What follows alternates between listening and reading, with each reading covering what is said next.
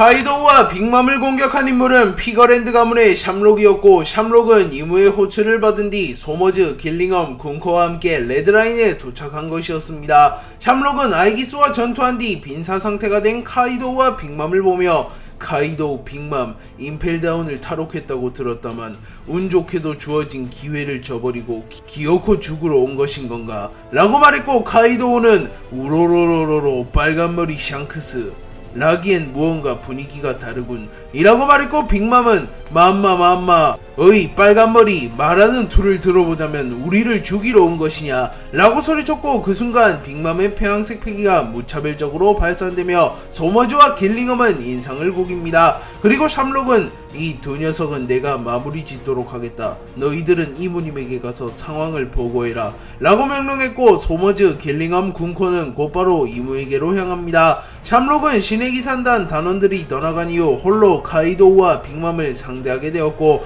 카이도우와 빅맘의 부상 상태를 체크한 이후 자신이 직접 마무리 지을 수 있다는 확신을 가집니다. 그리고 샴록은 곧바로 자신의 검 티폰을 꺼내들었고, 그 순간 케르베로스가 나타나 샴록을 보좌합니다. 또한 샴록은 동시에 사람 열매 모델 하데스의 능력을 사용하였고, 순식간에 자신과 카이도우, 빅맘의 주변은 짙은 어둠에 잠식되기 시작합니다. 카이도우는 샴록이라는 새로운 강자의 등장에 만족한 듯한 웃음을 지으며 우로로로로 빨간머리, 정상결전 직전 결착을 짓지 못했던 것을 지금 짓는 거다. 링링 끼어들지 마라. 저놈은 내가 직접 죽이겠다 라고 소리친 뒤 인수형의 형태로 변하여 순식간에 샴록에게 다가갔고, 곧바로 자신의 금세봉에 배왕색 패기를 휘감은 뒤 샴록을 내리칩니다. 그리고 샴록 역시 자신의 검 티폰에 배왕색 패기를 휘감으며 카이도우의 공격을 맞받아쳤고, 카이도우와 샴록의 배왕색 패기가 충돌하며 하늘이 갈라지는 연출이 나오며 샴록과 카이도우, 빅맘의 본격적인 대결이 시작됩니다.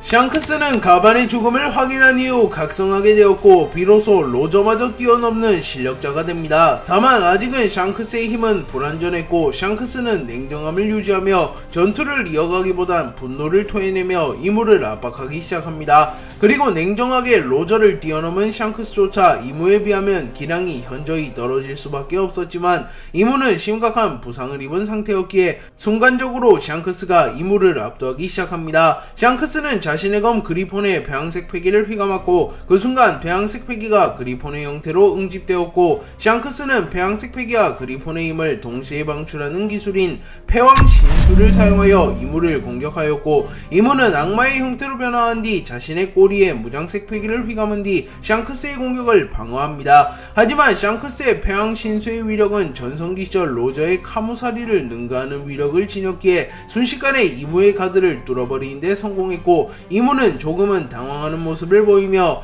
피거랜드의 애송이 이어지는 생사결 속에서 재능을 개화하는 데 성공했다는 건가? 라고 말합니다. 샹크스는 이무를 날려버리는 데 성공한 이후 서서히 자신의 몸에도 한계가 다가옴을 느끼며 최대한 빠르게 이무를 마무리 짓거나 이무에게 치명상을 입히고자 하였고, 빠른 속도로 이무에게 접근합니다. 샹크스가 빠른 속도로 이무에게 접근한 순간 샹크스의 머리에 강한 두통이 밀려왔고, 샹크스는 머리를 부여잡으며 잠시 주춤합니다. 그리고 길링엄, 소머즈, 군코가 샹크스의 앞에 모습을 드러냈고, 하늘에는 매우 짙고 어두운 구름이 생겨났으며 이무의 모습은 보이지 않았습니다. 샹크스는 본능적으로 이무가 매우 짙고 어두운 구름 속으로 대피했다고 판단하며 곧바로 구름을 향해 점프했으나, 그 순간 길링엄과 소머즈가 샹크스의 공격을 막아섰고, 길링엄은 용용열매 모델 기린의 능력을 사용하여 샹크스를 위기로 몰아넣었던 강자들을 구현화시켰고, 그 순간 검은 수염 티치가 구현화되며 티치는 순식간에 샹크스를 공격하려 합니다. 하지만 샹크스는 냉정함을 유지하며 배왕색 패기를 사용하여 순식간에 길링엄의 능력을 무효화시켰고, 길링엄은 내 능력을 이토록 쉽게 간파하다니 라고 소리쳤고, 소머즈는 식은땀을 흘리며 방심하지 마라 길링엄, 저자는 신세계의 사왕이자 샴록성과 대등한 힘을 가진 남자이다 라고 말합니다.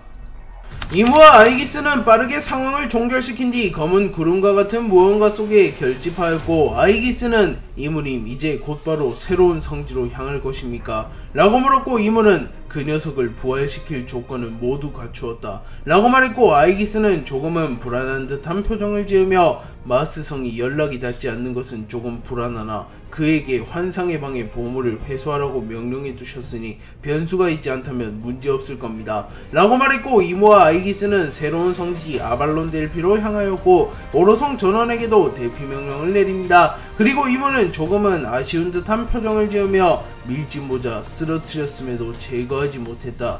D의 의지는 고난 속 잡초와 같아 위기를 겪으면 더욱 질겨지는데 반드시 다음엔 내 손으로 밀짚모자의 목숨을 취하고 릴리의 역겨운 실수와 조이보이 니카의 의지를 끊으며 바바로니의 예언을 타파하며 진정한 왕이 된다 라고 생각하며 각오를 다집니다. 한편 루피는 패기를 통하여 이무가 점점 멀어져감을 느끼며 이무 다시는 패배 따위 하지 않을 거라고 생각했는데 라고 말하며 주먹을 꽉 쥐었고, 조로와 쌍디는 아무 말 없이 루피를 바라봅니다. 부지토라는 해군과 해적이 전쟁을 펼치는 사이 악마와 근위병이 전세계 각국과 섬으로 향하여 반란의 징후를 보이는 국가와 섬들을 파괴했다는 소식을 전해 들었고, 그 과정에서 수백만 명이 넘는 희생자가 생겼다는 소식을 듣게 됩니다. 그리고 부지토라는 세계정부가 진정 정의인가에 대해 회의감이 들게 되었고, 해적이 절대악이 아닌 세계정부가 절대악일지도 모른다는 생각을 하게 되었고, 후지토라는 괴로운 갈등을 겪게 됩니다. 그리고 결국 후지토라는 세계정부를 배신하게 되었고 아카이누에게 제거될 위기에 처합니다. 하지만 그 순간 혁명군의 수장 드래곤이 아카이누를 막아섰고, 아카이누도 드래곤과의 충돌은 원치 않았기에 상황은 일단락됩니다. 그러나 이미 한번 배신한 후지토라가 해군으로 돌아갈 수는 없었고, 세계정부를 향한 후지토라의 분노 역시 극으로 치닫은 상태였기에 드래곤은 후지토라에게 혁명군이 되어달라고 부탁합니다. 그리고 후지토라는 조금은 고민하는 모습을 보이며 혁명군은 어떤 세상을 만들 겁니까? 라고 물었고, 드래곤은 평등과 자유를 추구하며 악의 근원이 사라진 세상일세 라고 간단명료하게 혁명군이 만들어갈 세상에 대해 말해주었고, 무엇보다 민간인의 안위와 안전을 생각했던 후지토라는 결국 과거 당신과 같은 선택을 하게 되겠군요. 당신이 반역룡으로 불렸다면 전 반역호로 불리겠군요 라고 말하며 미소를 지었고, 자신 역시 드래곤과 같은 길을 걷겠다고 답했고, 후지토라가 혁명군에 합류하는 것이 확정납니다. 그리고 드래곤은 잠시 과거를 회상하며 시대는 그 어떤 때보다 빠르고 급진적으로 변화하고 있군. 어쩌면 혁명군을 창설하게 된 건 역시 두 걸물의 충돌로 인해 혼란을 야기할 세상에 새로운 시스템을 구축하게 될 운명의 계시일지도 모르겠어. 루피, 난 네가 신세계를 만들 것이라고 믿어 의심치 않는다. 신세계에서 우리의 역할은 혼란을 통제하고 질서를 세우는 것 이라고 생각하며, 루피가 새로운 세상을 만들어낸다면 혁명군이 중심이 되어 또 다른 악의 출현을 막을 것이며 세계정부의 잔존 세력을 확실하게 제거하며 보다 평화로운 세상을 만드는 집단이 되어야 한다는 것을 깨닫습니다.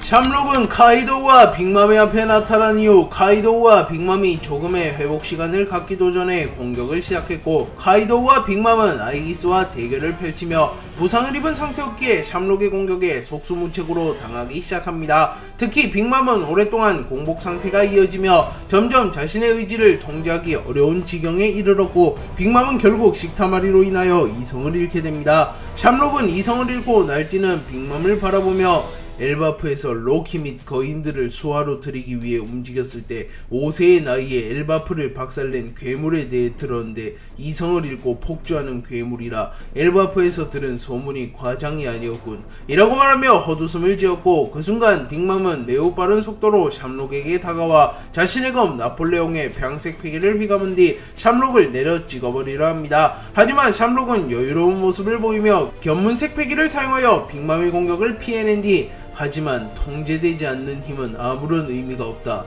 라고 말한 뒤 사람 열매 모델 하데스의 능력을 사용하였고, 샴록의 검 티폰에 검고 이질적인 기운들이 모여들었고 곧바로 생육 참검을 사용하여 빅맘의 팔을 베어버리는 데 성공하였고, 빅맘은 고통스러운 듯한 비명을 지르며 주춤거립니다. 그리고 샴록은 샹크스와의 대결을 떠올리며 마치 샹크스와 유사한 자세를 잡으며 폐왕색 패기를 참격과 함께 방출시키는 기술을 선보였고, 이는 누가 봐도 샹크스의 카무사리를 모토로 한 기술이었습니다. 그리고 샴록의 폐왕색 패기 역시 샹크스 못지않았기에 빅맘은 무방비로 샹크스의 폐왕색 피기와 참격을 허용하며 치명상을 입었고 빅맘은 피를 토해내며 무릎을 꿇습니다. 그리고 카이도우는 흥분을 가라앉히지 못하며 분노하는 모습을 보였고 순식간에 샴록에게 다가와 활용 팔기를 사용하여 샴록을 공격합니다. 하지만 만전 상태가 아니었던 카이도우의 공격은 샴록에게 위협을 주지 못했고 샴록은 아쉽게 되었구나. 세계 최강의 생물 카이도.